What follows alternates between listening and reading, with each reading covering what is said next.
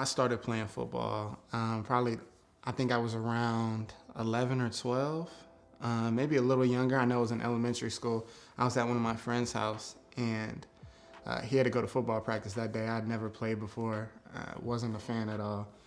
We were playing flag, and I went over there to his practice, and I was one of the bigger kids at the time. And one of the coaches just looked at me, and they're like, let's see if he can play. And so they threw me some flags, and I really didn't know what I was doing at the time, but they kind of coached me up and helped me figure it out. And once my dad found out that I was playing that day, he was all for it, and he was just making sure that I was going to play.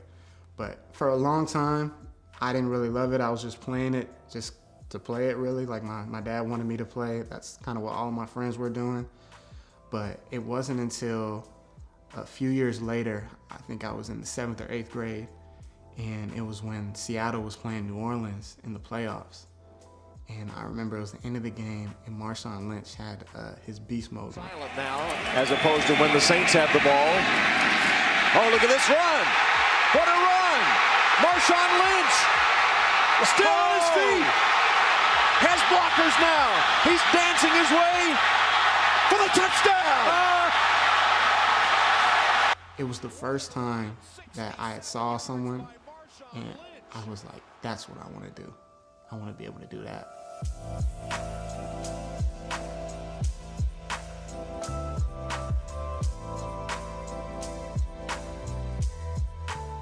We moved from Los Angeles to Oklahoma, and at that time, I thought I wanted to play college football. Like, that's what I thought I wanted to do, and all that kind of stuff. And so my uncle was the head football coach in Medill, Oklahoma.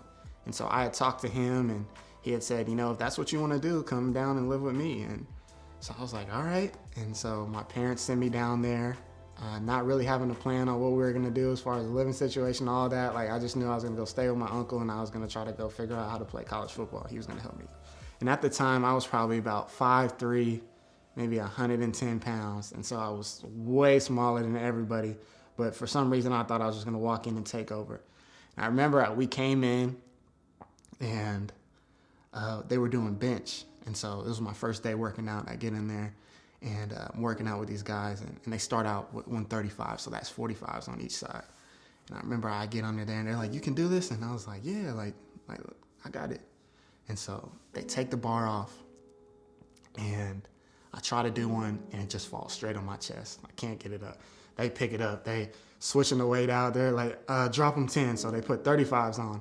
And I remember I get the 35s, drop straight to my chest again. Couldn't do it. They pick it up. They take more weight off. Put the 25s on. Get it, drop straight to my chest again. And so that happened all the way till we got to 45 pounds, which is just the bar. And so that's where I started. That's how I came in, was doing the lower than the bare minimum. I was doing less than what everyone else was doing. I was the weakest guy in there. But again, it's kind of the theme of my story of just how it starts for me. I was never the best one, and I had to grow into that. And so that moment really, it sticks in my mind because that's the moment that really humbled me and kind of instilled the work ethic that I feel like I have today.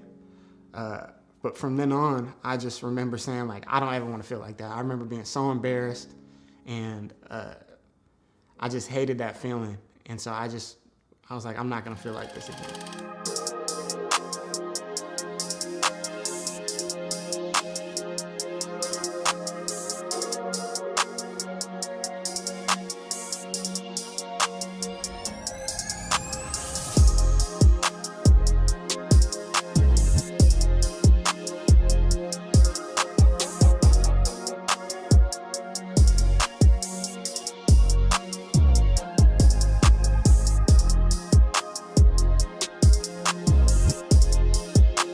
After finishing that senior year, I had got some attention, but again, it wasn't from the schools that I felt like I should have been at. And, at the time, being a younger guy, you don't really know how the system works and how you really get recruited and everything. So I thought, I was supposed to be at Oklahoma State or something after the year I had, but not really realizing that's not how things work. And so I got a lot of attention from NAIA schools and Division II schools. And at the time, it was a thing of like I wanted to play Division I football, but at the same time my goal was to play college football and then eventually have an opportunity to play professionally. So I just looked at it as this was just going to be the natural first step. And so I talked to a lot of Division II schools, and the one that kind of was sticking with me was a school in Arkadelphia, Arkansas called Henderson State. I remember coming in that season, we had, I think, 63 freshmen. And in Division II, people are not on full scholarships usually, so you can bring in a lot more people. It's all money-based. So usually I have a lot more people coming in than you would have at a Division I program. And so we had like 60-some people come in. And I was one of maybe like 6 or 7 guys that got to play that year. And again, it was a thing of when I got there, I started at the bottom of the depth chart. I was the last person. Even though I didn't feel like I was the last person, I should have been the last person, I was the last person. And I just had good scrimmages, I practiced well, and slowly started moving my way up. And I think I moved my way up all the way from like 10 to 3 that year. And I was a true freshman. And it was just an awesome experience to come, right out of high school, and then you're just coming into college and you're playing games, and it was great. That following year, my sophomore year, things just started to change a little bit. I felt like, some coaches that had recruited me over there weren't there anymore. We were going through a lot of different coaching changes. I think I had like 7 or 8 different running back coaches at my time there. And that last year I was there, which was my sophomore year, I don't really know what happened. It was just a thing of, I don't know. I really don't know. It was just, and I ended up actually redshirting that year. So all the people that I was playing over the year before were playing over me this year. And I was just, I was hurt. But at the same time, it was a humbling experience. And I was like, man, I'm just going to work harder. And so that year, all I did was scout team. I just did scout team every day. And as playing scout team every day, I was getting way better playing on the scout team than I was when I was just practicing with the starting offense and that kind of stuff. And I was seeing myself get better, and I was just realizing and seeing how much better I was getting every week. And I was just thinking, I was like, I loved being at Henderson. I loved having my friends over there, but I was like, I want to see how far I can take this. And so I remember that last year, that sophomore year, that I decided that I wasn't going to stay. And I went and I told the coaches that I planned on leaving, not really knowing what I was going to do next, but just knowing that I just wanted to try and see how far I could get. The rules at the time it's changed now, but you couldn't move up a division you couldn't move up a division and not sit out a year. So if I moved up to a Division I or FCS school, I would have to sit out for a year. And so I didn't want to sit out, and I was just like, if I'm going to have to sit out, I might as well go try to play junior college. And there was a coach that recruited me out of high school named Coach House, who is now at NEO, which is a junior college. And so he found out that I was leaving the school I was at, and he contacted me, and he was like, hey, man, come to NEO. It'll be a good system for you, and, we'll figure it out. Because I actually really liked him when he was at a school called OBU in Oklahoma Baptist, but it just didn't work out. And so now it was kind of a thing of like we were having an opportunity to actually for him to coach me and for me to play for him. And so it was kind of a thing like, it just seemed like a perfect storm kind of thing. So I go over there and not really expecting a lot.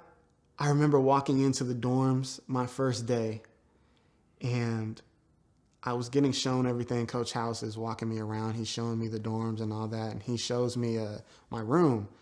And I look at the room, and it's just like dirty, man. Like there's mold on the walls. I'm probably not supposed to say that, but there's mold. There's, I'm seeing roaches, all that kind of stuff. It's nasty looking, bro. Like when you think of like the generic football kind of dorms, like this is what it looked like.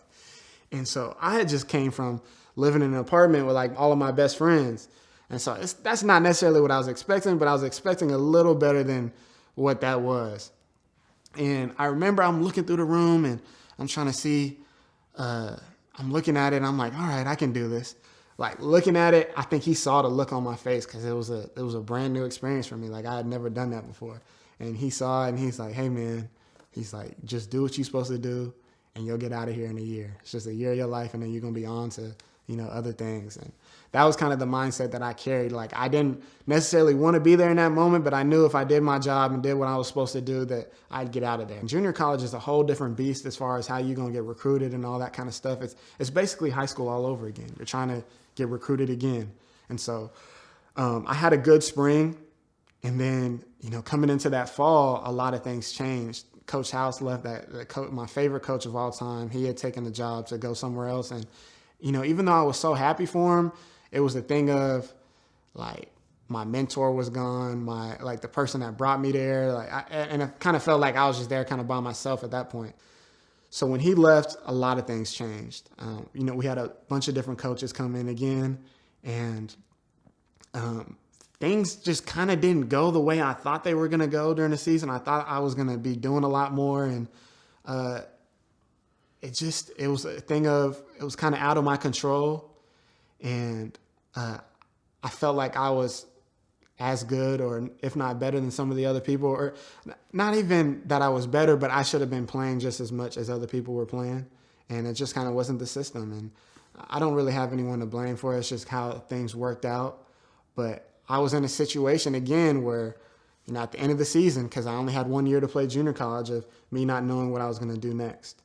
The summer before that season I played at NEO, my mom had told me about a football camp at Oklahoma State. And they have like junior college camps for different colleges have junior college camps where you can come in, you can train, and they'll take a look at you, and then if you're good enough, they'll scout you and they'll try to recruit you or bring you in, the following semester. And so I remember not really wanting to do it. I don't know what it was. I feel like maybe it was just a thing of like the stage was too big, and I was just kind of scared internally of, not knowing what was going to go on. And I remember going over there. My mom really was like, nah, we're going to go do this. And so we go over there. We go to Stillwater. And I remember we come in the night before, and then we show up the next day, and we find out that it's actually a high school camp. It's not a junior college camp. And so it's just high school kids. And so we were like, well, we're already here. So I just act like I'm one of the high school kids. I go in there, I sign in, I fill out everything. They take us on a tour, they show us everything. And so we get to the part where we're working out, and I'm doing all right in the workouts, doing good. And we get to the part where we're doing one-on-ones and stuff.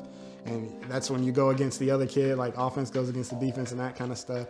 And I was just killing them dudes, and rightfully so. Like, had 2 years of experience in college, and I'm going against guys who are about to be seniors. And I remember Coach Waz, the running back coach at the time, he was like, man, I really like what you're doing. And I had told him the situation that I was at NEO, and we had a little laugh about it. And he was like, I'll keep in contact with you, man. And he gave me his information, and that was it. I never really thought anything about it again. It was just kind of one of those things that, just happened, and, you wish for the best, but, you're like, I don't really know if this is going to work out or it's going to happen or not. And it was one night, Coach Waz called me, the same running back coach that was at the camp that I had worked out for.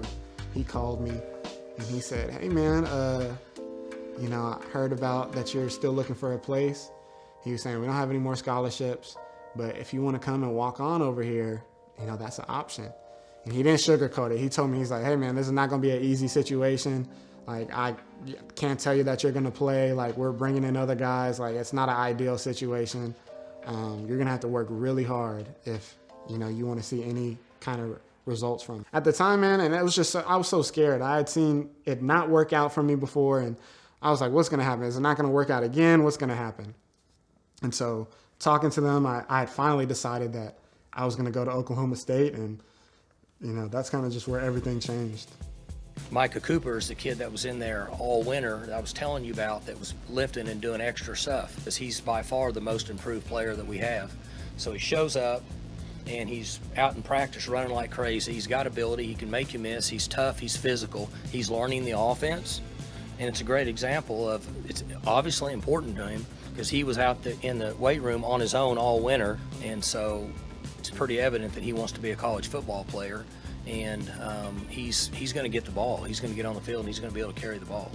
Going to Oklahoma State, it was really the first time in my career that I walked into somewhere like having no expectations. I didn't have any expectations of what things should be. I mean, I obviously had hopes and wishes of, you know, what I would like to happen, but I mean, I had no idea, man. I was walking into something that's way bigger than anything I'd ever experienced at this point in my career.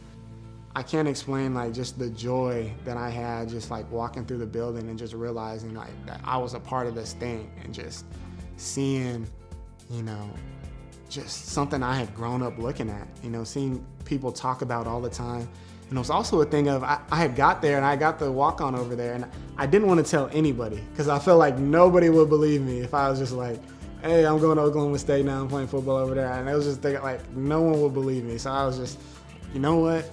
I'm just gonna work, and I was like, I'm just gonna make sure that one day if I do get a chance, I'm gonna just pop up and people are just gonna realize, hey, that's me. And so that was kind of my idea or my mindset of what I was gonna do. First game rolls around, we were playing Oregon State, and so I just remember walking through the fog and then getting through the fog and then just seeing these bright lights and seeing the stadium full of people just booing us. Everyone just booing, like 50,000 people just booing us. And I just remember being so excited and just being like, wow, like I'm really here. And it was just a great moment of, I don't know, just accomplishment, man. Like I just like went from, you know, just the whole journey of me not being like just going to a D2 school, not knowing where I was going to go to being at this moment. And now I might even get to play in this game. And that's exactly what happened. I got to, we did enough. Chubu had a really good game that game and helped me get in, and I got to get my first reps at a Division I program. And to top it off, that next week when we played McNeese, I got to score my first touchdown in Division I. It was an awesome moment.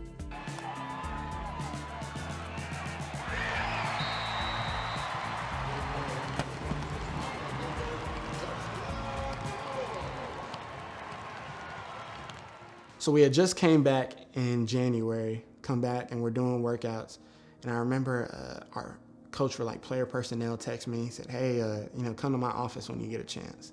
And so I was like, oh, I don't know what's going on. And like me, like I'm a good dude. Like I'm a guy that's never having any kind of problems with anyone or anything. So I knew I wasn't in trouble, but I didn't know what was going on at the same time. And so I get to his office and he tells me, he's like, hey man, we're gonna put you on scholarship. And so it was like, that was another just crazy experience. Like I remember just being so overwhelmed with so many feelings just because of, again, just where I came from. So going into that spring is when everything changed, and not just for football, but for the whole world. That's when COVID hit and, you know, it just kind of shut everything down. I remember, you know, we went back and not really knowing what was gonna happen next. We all got sent home and it was kind of like a day-to-day thing. We didn't know when we were coming back. We didn't know if we were gonna come back. And it was just a really crazy situation, man. Eventually when we came back, that same work ethic that I had was kind of the same thing that ended up hurting me, because I was doing so much and I was going so hard that I ended up, you know, having like a build-up injury. I had a stress fracture in my shin. And so it was from just basically overuse. I was just doing too much with it. And that like really affected me a lot. I tried to play through it as much as I could, but I mean, I wasn't playing at the same level that I was at the year before.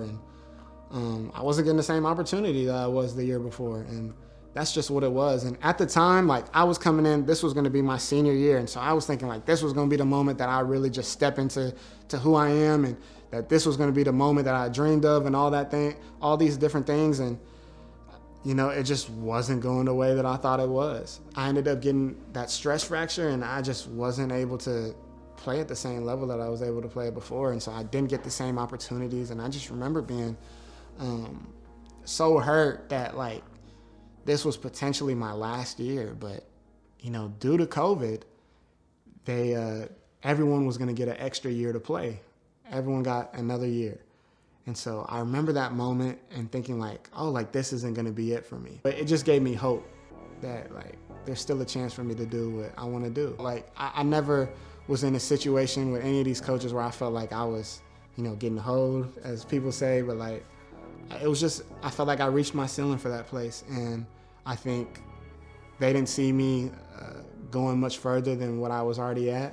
And, I just had to accept that that's what it was. And so I decided that, for my last year, I want to go find a place where people are going to see me how I see myself.